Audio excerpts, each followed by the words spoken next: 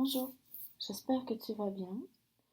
Aujourd'hui, je te propose un petit travail de l'ombre, c'est-à-dire juste aller regarder une peur, en découvrir la cause et une aide pour la transmutation. Donc, je vais aller regarder une peur à l'aide de cet oracle très précieux pour ce travail-là pour moi, l'oracle des vampires de Lucy Cavendish. Ensuite, toujours avec la même auteure Lucy Cavendish, nous allons essayer de trouver avec l'oracle Alice Wonderland la cause de cette peur et une aide à la transmutation de cette peur avec l'oracle Shapeshifter, toujours de Lucy Cavendish. Donc c'est parti. Une peur. Une peur à transmuter, à regarder.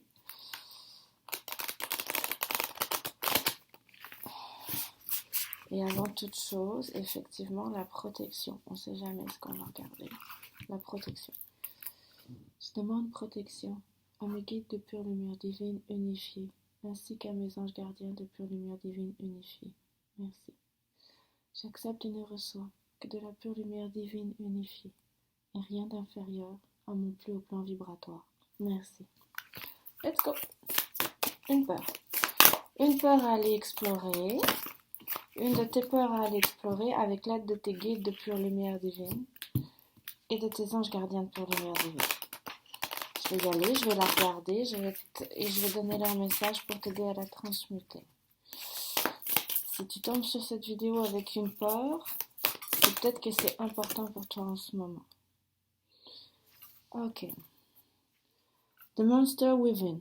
Le monstre à l'intérieur. Internal struggle, personal challenges, wanting to improve. Oh. Could it be performance anxiety? Ça, il se peut que ce qui me vient à l'esprit, je crois que ce que je vais te dire en français, c'est de l'anxiété de performance. C'est peur de ne pas y arriver, c'est peur de l'échec, peur de ne pas être aimé, peur du jugement, mais avant tout, en fait, moi, ce que je te dirais, c'est la peur de la maladie mentale. Parce que l'anxiété, c'est une maladie mentale. Donc, c'est la peur du jugement, la peur d'être différent, la peur de l'inconnu. Parce qu'on nous fait croire que, excuse-moi, je suis désolée, mais entre guillemets, avoir une maladie mentale, c'est l'inconnu. C'est pas le cas. Quand on est anxieux, faut apprendre à se connaître. Il y a des techniques et on peut y arriver. Sinon, pour toute maladie mentale, je comprends que pour le grand public, l'idée véhiculée soit la peur de l'inconnu. Quand on te dit oh, tu as telle maladie mentale, oh mon Dieu, mais non, mais qu'est-ce que c'est ça? Je vais être stigmatisée. Mais en fait, non. Déjà, il n'y a rien qui t'oblige de dire à qui que ce soit que tu as eu un diagnostic de maladie mentale, premièrement. Deuxièmement, c'est assez loin d'être l'inconnu. C'est pour l'anxiété, puisque c'est ce qui m'est venu. Ici, l'anxiété de performance. Oui, c'est une maladie mentale. Oui, c'est une suractivation de l'amygdale. Mais regarde, c'est très loin d'être l'inconnu. On sait déjà que c'est une suractivation de l'amygdale. Ensuite, c'est sûr que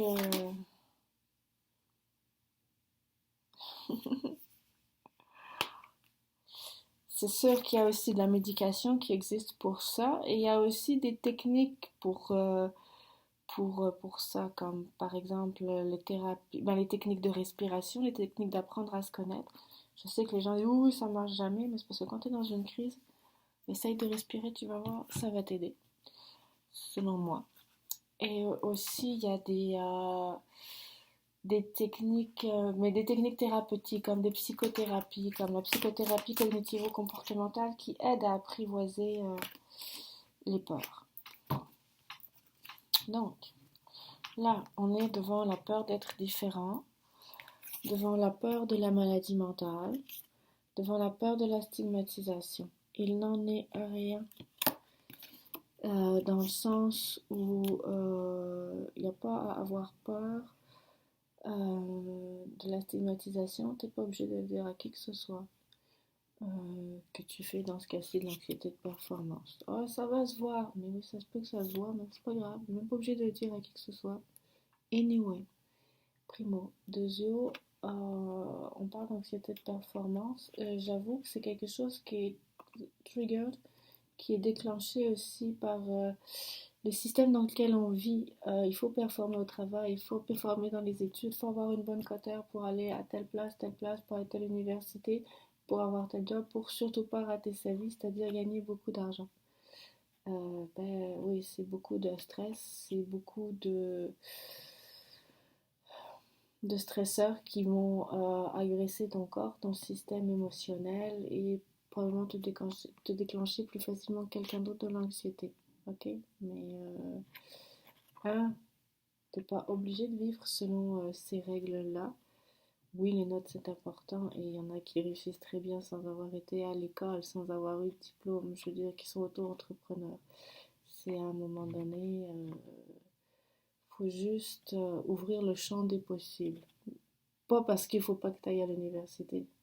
Ouvrir le champ des possibles pour toi, avoir un espace psychologique, un espace personnel, un espace émotionnel plus dégagé pour être plus serein. Ressentir moins cette anxiété, tout simplement. Voilà. Peur de la stigmatisation, la peur de la maladie mentale qui vient du manque de connaissances et de la stigmatisation. Mais il y a beaucoup de choses qui sont connues sur l'anxiété, par exemple, et sur toute autre maladie mentale aussi. D'accord? Je pense que les maladies mentales sont tout autant connues que... tout autant connues. Chaque l'organe n'est pas facile à atteindre, le cerveau n'est pas facile à étudier, mais ce que je veux dire, c'est que c'est un champ d'étude de la médecine comme le cancer, comme toute autre maladie. D'accord? C'est pas vrai qu'on connaît rien là-dessus, c'est faux. Donc, on va arrêter avec la peur de l'inconnu, la peur de la stigmatisation. T'es pas obligé de le dire à personne. L'anxiété de performance, fais attention, élargis ton champ des possibles, ton champ de vision, parce qu'il n'y a pas que le système capitaliste sur Terre et il y a d'autres systèmes qui ne sont pas le système capitaliste, qui fonctionnent très bien et différemment et avec d'autres repères de succès et de réussite. Donc on va respirer un petit peu avec ça. Il y a d'autres voies et d'autres avenues pour être heureux, épanoui dans la vie et gagner beaucoup d'argent. Parce qu'il y a aussi des personnes auto-entrepreneuses qui n'ont pas de diplôme, mais qui ont trouvé leur passion, leur vibration et qui gagnent quand même beaucoup d'argent. Donc, on respire. On élargit le champ des possibles. On élargit sa perspective de vision. L'anxiété aussi, ça peut être la peur d'avoir peur. La peur d'avoir peur, je te dirais, dans les cas d'attaque de panique, laisse aller. Tu sais, mets quelque part dans ton cerveau que oui, tu as l'impression de mourir, oui, tu as l'impression de devenir fou ou folle, oui, parfait, oui. Maintenant, tu sais que c'est de l'anxiété, tu sais que c'est une attaque de panique, tu sais que ce n'est pas vrai, que ça n'arrivera pas. Lâche prise. Entraîne-toi, j'en suis désolée, je mets des guillemets, mais entraîne-toi à mourir en disant oh my god, ça y est, je suis en train de mourir. Je sais que tu fais une attaque de panique. Quelque part à l'intérieur de toi, tu le sais, même si tu as tous les signes et symptômes que tu es en train de mourir et que ton cerveau capote, il a aussi quelque part dans ton cerveau et dans ta conscience enregistré l'information que ça, pour toi, c'était une attaque de panique. Lâche prise, laisse-toi mourir. Ok, dis ok. Surrender in front of death. De façon symbolique. C'est lâche prise. Soumets-toi à la vague qui t'arrive de façon symbolique. Soumets-toi à la mort parce que tu penses que tu es en train de mourir et que tu sais que ce n'est pas le cas. Et selon moi, ta crise de panique va s'arrêter d'autant plus vite. Et si tu veux, tu peux même dire oh mon Dieu, ça y est, je suis en train de mourir. Mon cerveau me dit que je suis en train de mourir, j'ai peur, je suis anxieuse. La peur de mourir, c'est une des pires peurs que tu puisses avoir avec la peur d'aimer, selon moi. Allonge-toi sur ton lit, regarde l'heure, tu te dis ah, ça peut pas durer plus que 10 minutes anyway, même si je perds connaissance, dans 10 minutes je vais revenir à moi, je sais que je suis pas en train de mourir, je m'allonge sur mon lit, je surrender, je lâche prise. Allez go, vas-y, je meurs. Puis ça va s'arrêter pas mal assez vite. Je m'excuse. Là, j'ai pas fait attention, mais clock time. Time, pressure in a rush. C'est la technique du allonge-toi sur ton lit, regarde l'heure, dis-toi, oh, ça peut pas durer plus que 10 minutes. Finalement, tes guides te disent que ça peut être. Si tu fais attaque de panique sur attaque de panique sur attaque de panique, tes guides te disent que ça peut être une bonne solution pour désamorcer les attaques de panique. Je ne dis pas que tu ne ressentiras pas les premiers effets, mais au moins tu vas la désamorcer assez rapidement. Donc tu n'auras pas de façon aussi importante et aussi intense ce reste de cerveau dans le coton, d'esprit qui va vite, d'esprit complètement dérangé et de fébrilité extrême à l'intérieur de toi qui va durer pendant minimum une semaine. Ok, tu ne l'auras pas. Donc, entre guillemets, laisse-toi mourir, ça va durer 10 minutes quand tu es en attaque de panique.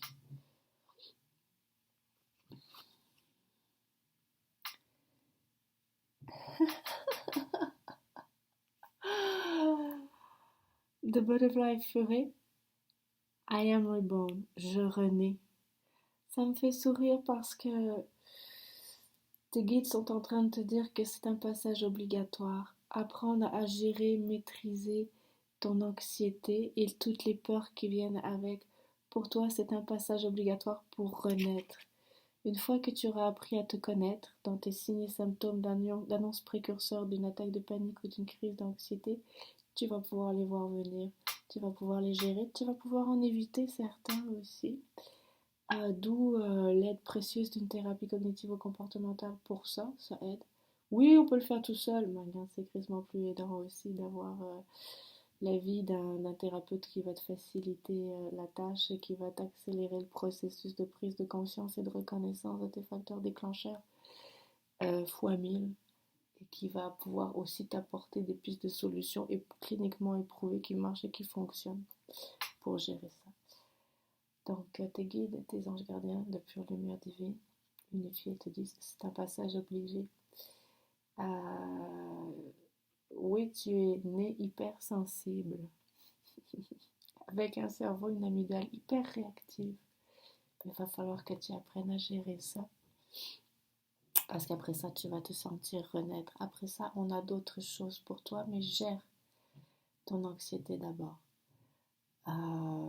Quand tu la sens venir, technique de méditation, technique de respiration, technique de je me change les idées, technique de l'élastique que tu fais péter sur ton bras pour te changer le cerveau de place, comme tu veux. Quand tu sens venir une crise d'anxiété ou d'attaque de panique, qu'est-ce que je fais? Cohérence cardiaque, je respire. Bon, ça marche pas. Qu'est-ce que je pourrais mettre en place pour que ce soit plus facile dans ma vie? Une hygiène de vie, manger 3 fois par jour. Quand on est anxieux, parfois on n'a vraiment pas faim. Manger un petit peu, minimum 3 fois par jour. Dormir ou au moins s'allonger dans son lit pour essayer de dormir, un minimum d'heures convenables.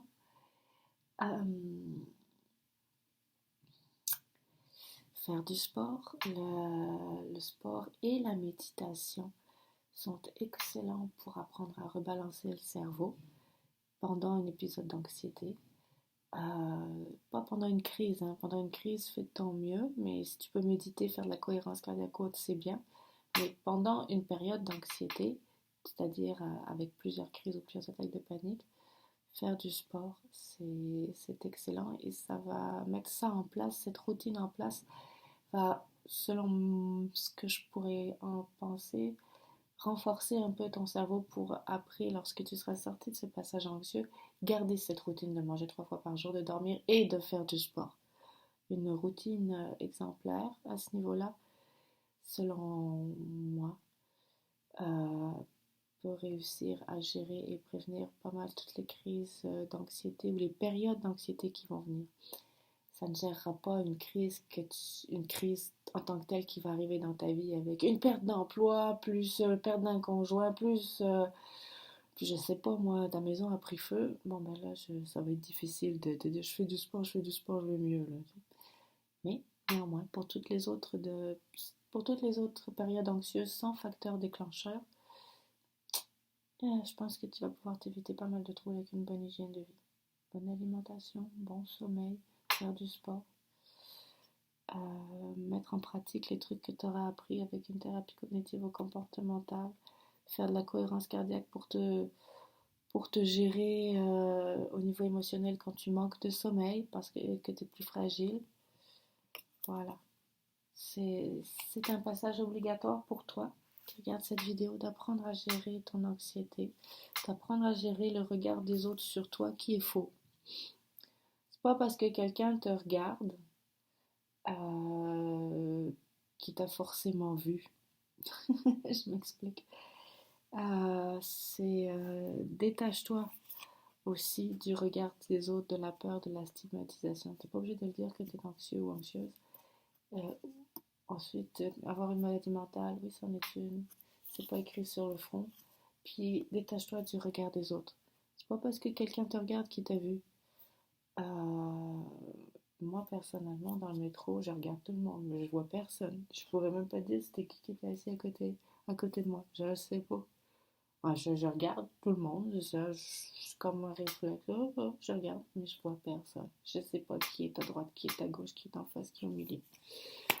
Donc détache-toi du regard des autres aussi. Euh, je m'excuse encore une fois, mais c'est pas parce qu'on te regarde, c'est pas parce qu'on t'a vu qu'on te regarde. Ou c'est pas parce qu'on te regarde qu'on te voit, qu'on sait qui tu es. Détache-toi de ça. Du regard des autres, important de l'opinion des autres. Et tu as le droit de garder un jardin secret, ce qui est à toi est à toi. Ouais, tu fais l'anxiété de performance et alors tu gères, tu apprends à gérer. C'est un passage obligé. Félicitations pour ton hypersensibilité. Ça va grandement, selon moi, faciliter ton cheminement vers ton développement spirituel et personnel.